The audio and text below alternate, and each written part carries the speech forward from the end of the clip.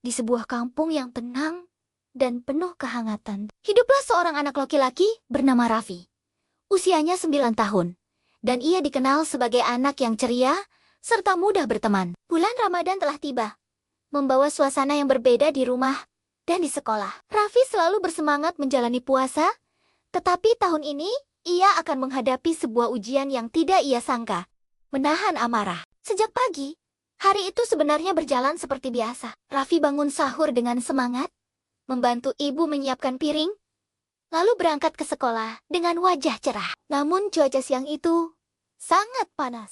Matahari bersinar terik, dan angin hampir tidak terasa. Di dalam kelas, kipas angin berputar pelan. Tidak cukup mengusir rasa gerah. Menjelang jam istirahat, tubuh Raffi mulai terasa lelah. Rasa lapar dan haus semakin kuat. Ia mencoba tetap fokus mendengarkan penjelasan bu guru.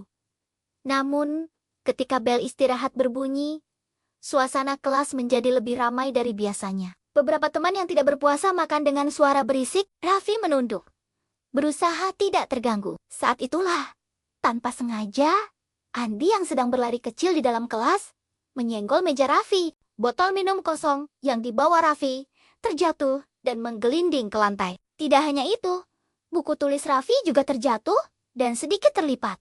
Raffi terkejut dan spontan berdiri. "Andi, hati-hati dong!" Suaranya terdengar lebih keras dari biasanya. Andi berhenti dan menoleh. "Maaf, Raf, nggak sengaja." Namun entah mengapa, hati Raffi terasa panas. Mungkin karena cuaca yang terik, mungkin karena perutnya yang kosong, atau mungkin karena ia sedang lelah. Ia merasa kesal lebih dari yang seharusnya. "Kamu tuh selalu ceroboh," katanya dengan nada tinggi. Kelas mendadak hening. Andi menunduk. Beberapa teman menatap Raffi dengan wajah terkejut. Bu guru yang mendengar suara itu segera menghampiri. "Ada apa ini?" tanya bu guru lembut. Raffi terdiam. Dadanya masih terasa sesak oleh rasa kesal. Namun ketika melihat wajah Andi yang tampak sedih, ia mulai merasa tidak nyaman.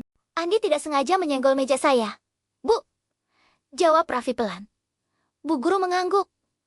"Andi sudah minta maaf?" "Iya, Bu," jawab Andi lirih. Bu guru menatap Raffi dengan lembut. Di bulan Ramadan, kita bukan hanya menahan lapar dan haus, tetapi juga menahan amarah. Kadang saat kita lelah, emosi lebih mudah muncul. Tapi justru, disitulah latihannya. Kata-kata itu menancap di hati Raffi. Ia menunduk, merasa malu. Ia sadar, reaksinya berlebihan. Ia menarik napas dalam-dalam, lalu menatap Andi. "Maaf ya, Andi, aku kebawa emosi," katanya tulus. Andi tersenyum kecil. "Nggak apa-apa, Raf." Meski masalah itu selesai, perasaan bersalah masih menggelayuti hati Raffi hingga pulang sekolah. Di perjalanan, ia terus memikirkan kejadian tadi. Ia merasa gagal menjaga sikapnya. Sesampainya di rumah, ibu menyambutnya seperti biasa. "Bagaimana puasanya hari ini?" tanya ibu. Raffi duduk di kursi ruang tamu dengan wajah murung. "Tadi Raffi marah sama Andi, Bu. Padahal, dia nggak sengaja." Ibu duduk di sampingnya dan mendengarkan dengan sabar. Setelah Raffi selesai bercerita, ibu berkata, "Marah itu perasaan yang wajar. Semua orang bisa marah. Tapi yang penting adalah bagaimana kita mengendalikannya." Raffi menatap ibu, tapi Raffi merasa bersalah. "Itu tanda hatimu masih peka," jawab ibu lembut. "Besok, coba lebih sabar. Kalau mulai kesal, tarik napas dalam-dalam dan ingat bahwa kamu sedang berpuasa." Sore itu, Raffi membantu ibu menyiapkan makanan berbuka. Ia memotong mentimun dengan hati-hati. Di dalam hatinya, ia berjanji untuk lebih mengendalikan diri. Keesokan harinya di sekolah, ujian itu datang lagi. Saat pelajaran olahraga, tim Raffi kalah dalam permainan bola kecil. Beberapa teman menyalahkan Raffi karena dianggap kurang cepat berlari. Salah satu temannya bahkan berkata, "Kalau Raffi lebih cepat, kita pasti menang." Kalimat itu menusuk hati Raffi. Ia merasa tidak adil. Ia ingin membalas dengan kata-kata tajam. Wajahnya mulai memanas dan tangannya mengepal. Namun kali ini, ia teringat pesan ibu.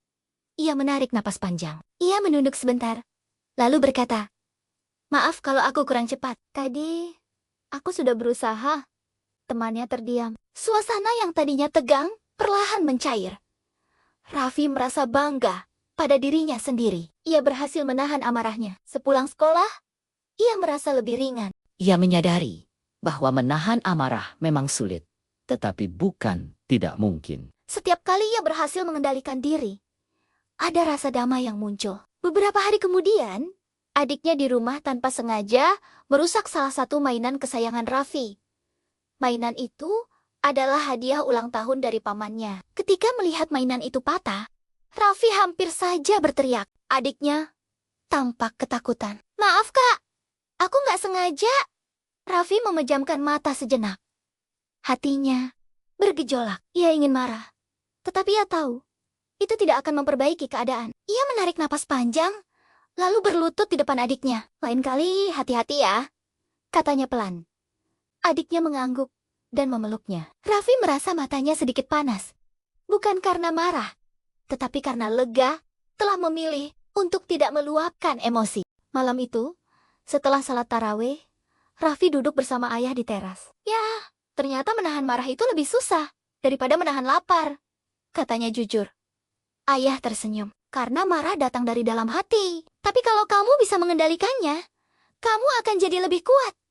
Raffi menatap langit malam yang bertabur bintang. Ia merenungkan perjalanan beberapa hari terakhir. Ia sadar bahwa puasa bukan hanya soal perut yang kosong, tetapi juga hati yang harus dijaga. Menjelang akhir Ramadan, Raffi merasa ada perubahan dalam dirinya. Ia tidak mudah tersulut emosi seperti sebelumnya. Ketika menghadapi situasi yang membuatnya kesal, ia belajar berhenti sejenak sebelum berbicara. Ia belajar memilih kata-kata yang lebih lembut. Pada suatu sore, menjelang berbuka, ia melihat dua anak kecil bertengkar, memperebutkan bola di depan rumah. Dulu, mungkin ia hanya akan menonton. Namun kali ini ia menghampiri mereka dan berkata, "Kalau kita marah terus, nggak ada yang menang, coba gantian mainnya." Anak-anak itu terdiam, dan akhirnya setuju bergantian.